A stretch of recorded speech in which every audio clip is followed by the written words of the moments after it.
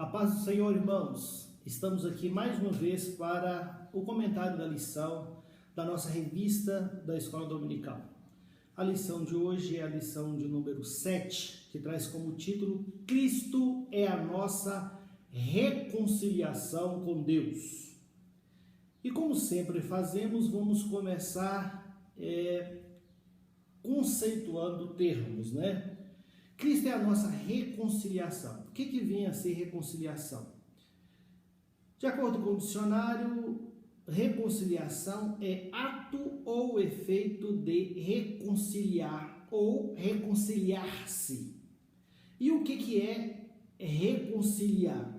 Reconciliar significa estabelecer a paz entre, fazer as pazes, congraçar ou congraçar-se, harmonizar ou harmonizar-se, conciliar ou conciliar-se.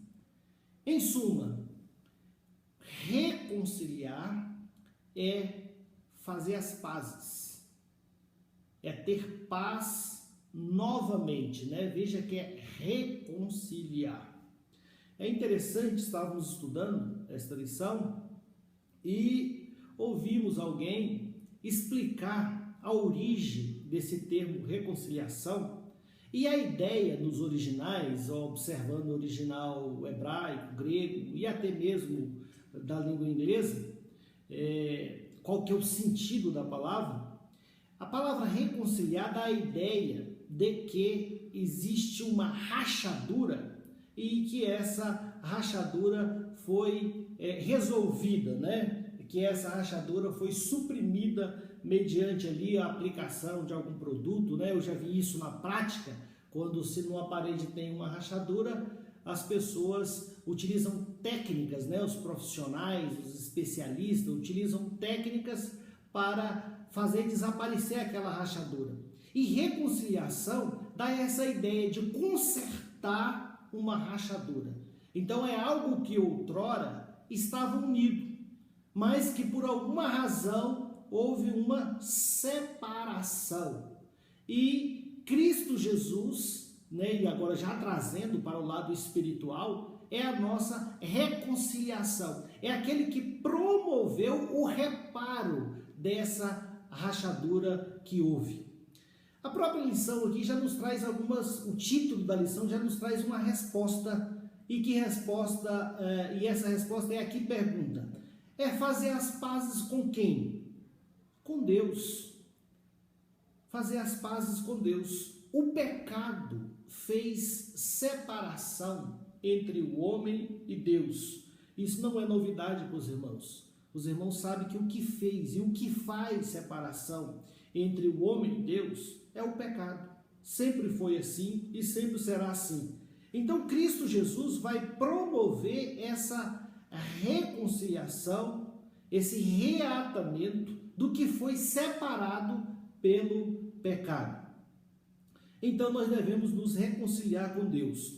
E por que havia necessidade do homem reconciliar-se com Deus?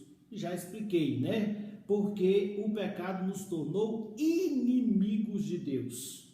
Enquanto o homem não aceita Cristo e o seu sacrifício vicário, ou seja, substitutivo, feito na cruz do Calvário, ele está em inimizade com Deus. É o que nós conseguimos extrair do que está escrito em Romanos, capítulo 5, versículo 10. Porque se nós, sendo inimigos, fomos reconciliados com Deus pela morte de seu Filho, muito mais estando já reconciliados, seremos salvos pela sua vida. Então aqui mostra a nossa situação. Nós éramos inimigos de Deus e fomos reconciliados com Deus pela morte do nosso Senhor e Salvador Jesus Cristo. Mas a morte de Cristo, irmãos, ela não somente promoveu a reconciliação entre o homem e Deus, mas também entre os homens.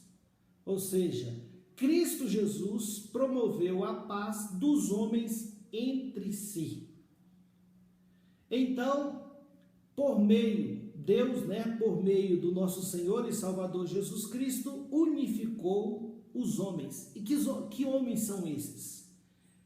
Quais povos foram unificados, Como está no nosso textuário aqui, o nosso textuário diz que de dois povos fez um, Porque ele é a nossa paz, o qual de ambos os povos fez um. Que povos são esses? Judeus e gentios. De judeus e gentios, ele fez um povo. Então, Cristo Jesus promoveu a paz entre o homem e Deus e entre os homens entre si. Havia uma separação entre os homens, uma separação que era física e espiritual. Como os irmãos sabem, o povo hebreu, os judeus, foram escolhidos por Deus como seu povo, um povo peculiar seu, uma nação missionária. Mas a promessa, desde o princípio, não era somente para o povo de Israel. A promessa haveria de ser estendida para todos os povos. Foi a promessa feita para Abraão, que nele, lá está escrito, em ti, Deus dialogando com Abraão, serão benditas todas as famílias da terra, ou seja, incluindo todos os povos e não somente Israel. Mas Israel, por ser o povo de Deus, Israel tinha algum preconceito em relação aos demais povos, Já que Israel tinha consciência que era o povo peculiar de Deus. E havia separação, por isso mesmo, entre Israel e os demais povos. Veja que até no templo havia separação entre judeus e gentios. Havia um muro que separava. Os gentios, quando quisessem ir ao templo, tinham que ficar na parte mais externa, o chamado pátio dos gentios. Eles não poderiam adentrar em área reservada para os judeus. Os estrangeiros não poderiam ter esse acesso. Então havia uma separação espiritual e uma separação física entre povos, entre judeus e gentios. E Jesus veio para remover essa separação, para tirar essa separação. E de dois povos fazer um único povo. Que povo? A Igreja de Cristo, que está reunida ou resumida, sintetizada em um só corpo, cuja cabeça é Cristo Jesus. Então, havia essa separação. E essa separação que havia entre judeus e gentios é porque os israelitas estavam sujeitos a normas específicas, por ser um povo peculiar de Deus. Deus dava um tratamento diferenciado para Israel no que diz respeito às suas exigências. E Deus então estabeleceu leis para que Israel observasse. A lição trata sobre isso sobejamente, mas nós vamos referir aqui a que leis Israel estava sujeito. Israel estava sujeito, em primeiro lugar, a leis de natureza civil, a lei civil.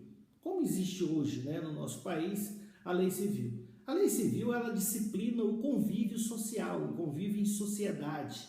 Ela disciplina questões contratuais e uma série de outras questões que envolvem o indivíduo como cidadão.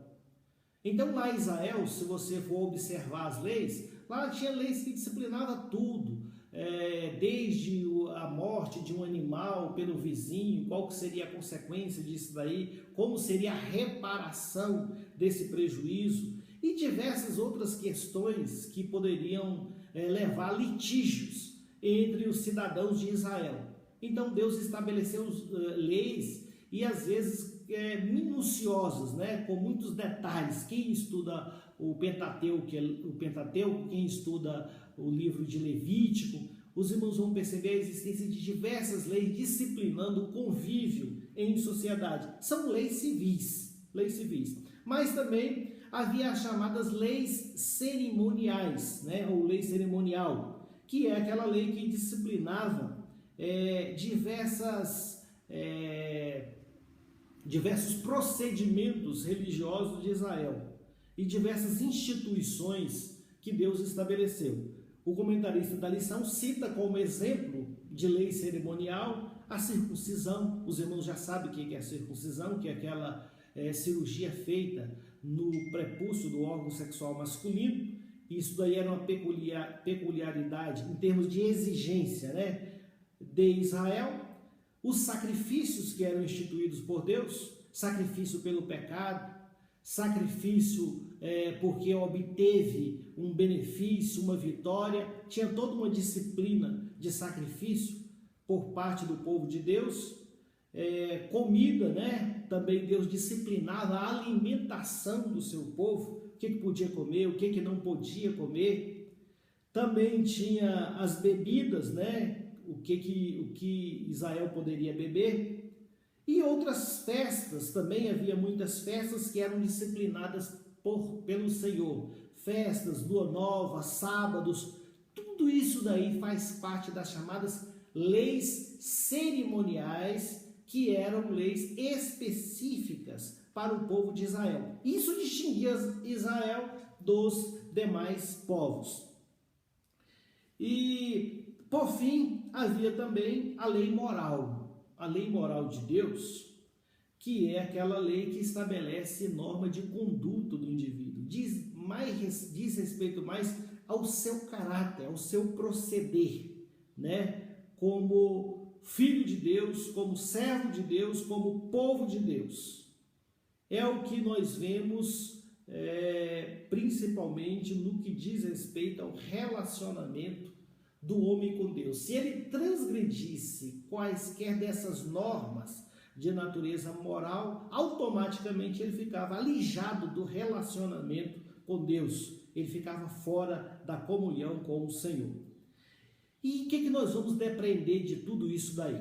Havia leis civis, leis cerimoniais e leis morais, ou lei moral de Deus. Nós vamos entender e sintetizar o seguinte, que a lei moral de Deus, ela é universal e ela é imutável e irrevogável. Deus continua com as suas leis morais no que diz respeito ao homem.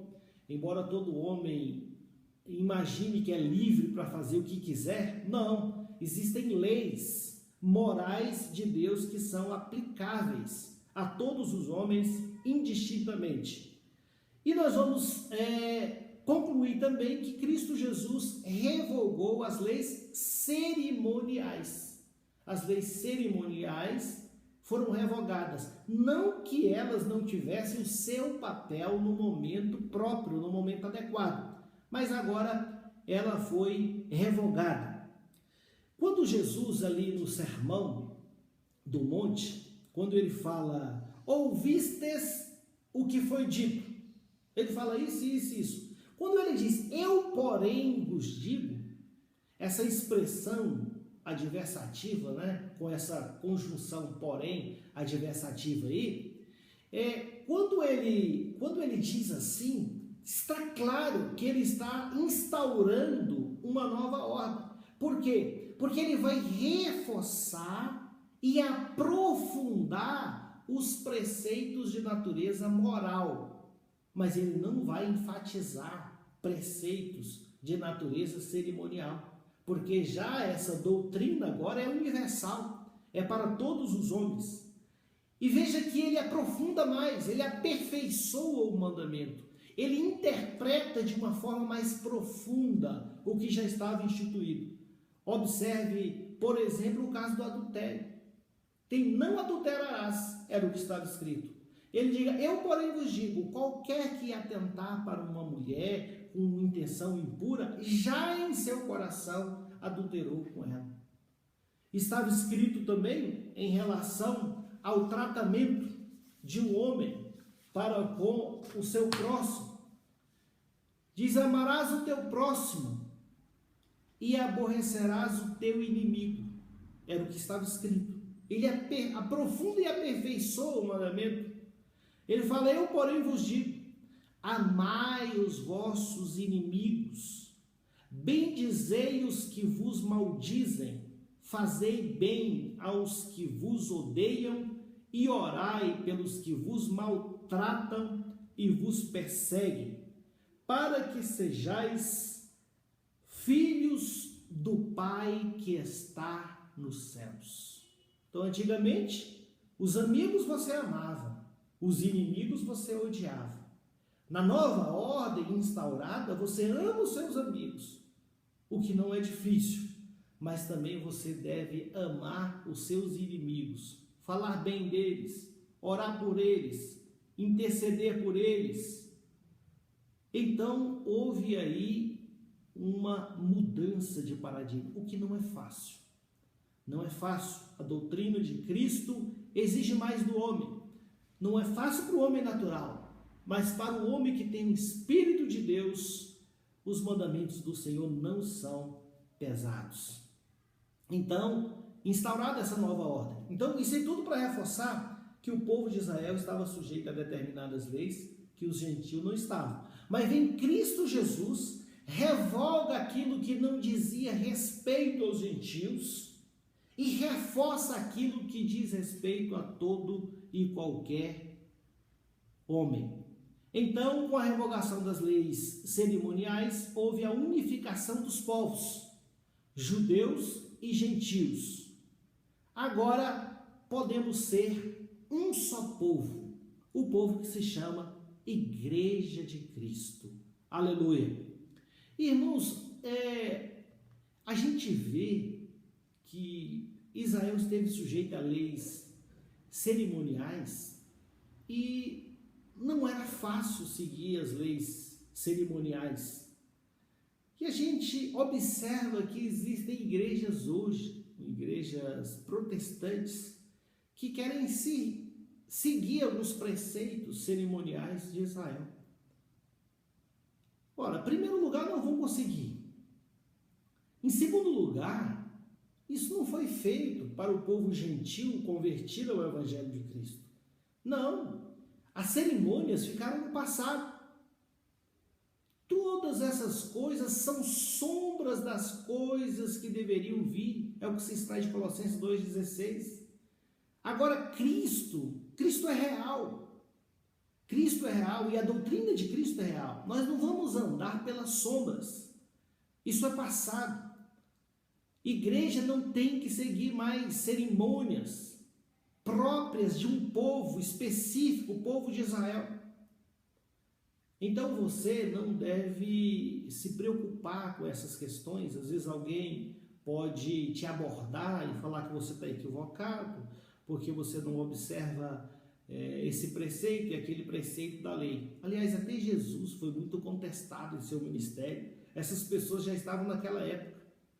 Vez por outra nós vamos ver Jesus em debate por causa da guarda de um sábado, ou porque os seus discípulos comiam sem lavar as mãos, e uma série de outros preceitos. Alguns foram até acrescentados, nem estavam na lei, eram acréscimos, eram rituais criados, e Jesus foi muito contestado por isso daí. E Jesus fez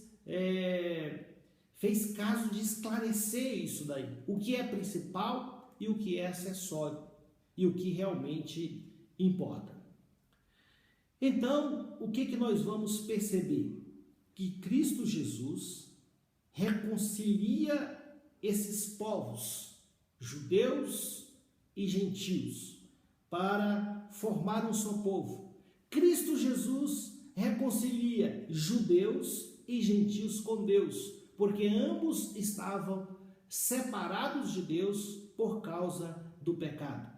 Cristo Jesus promove a paz em dois sentidos: no sentido vertical, homem-deus, e no sentido horizontal, a paz entre os homens. E a lição fala sobre paz.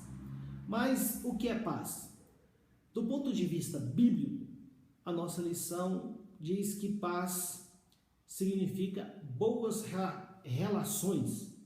É o que nós lemos em Atos dos Apóstolos 24, versículos 2 e 3, depois os irmãos conferem. Paz também significa fim de um conflito. É o que nós vemos em Lucas, capítulo 14, versículo 32. E também estado de tranquilidade. Primeiro livro dos Reis, capítulo 4, versículo 24. Paz também é uma qualidade espiritual. Gálatas 5:22. Como os irmãos sabem, Gálatas 5:22 estão ali indicadas, as virtudes do fruto do Espírito. E uma dessas virtudes é a paz. A paz que o homem tem. Ter paz, irmãos, não é ter problemas, não é viver sem problemas. Você pode ter paz, apesar das lutas, apesar dos problemas. O que você não pode é se desesperar, porque você está em Cristo. E se você está em Cristo, você tem que ter paz.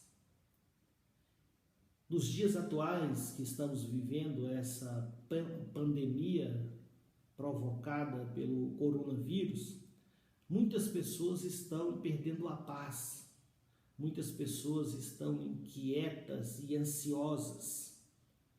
Isso não vai adiantar, ficar inquieto e ansioso não vai adiantar e não vai solucionar o problema. Nós, como crentes, como servos de Deus, estamos sujeitos a tudo também, mas nós não vamos perder a paz. Nós vamos confiar no Senhor, o Senhor que é digno, aleluia, é digno de nos dar, digno e poderoso, aleluia, para nos dar a vitória e nos dar o livramento. O que nós vemos é que Cristo Jesus, que é a nossa paz, é poderoso para, nesses dias de dificuldade, nos dar a vitória completa.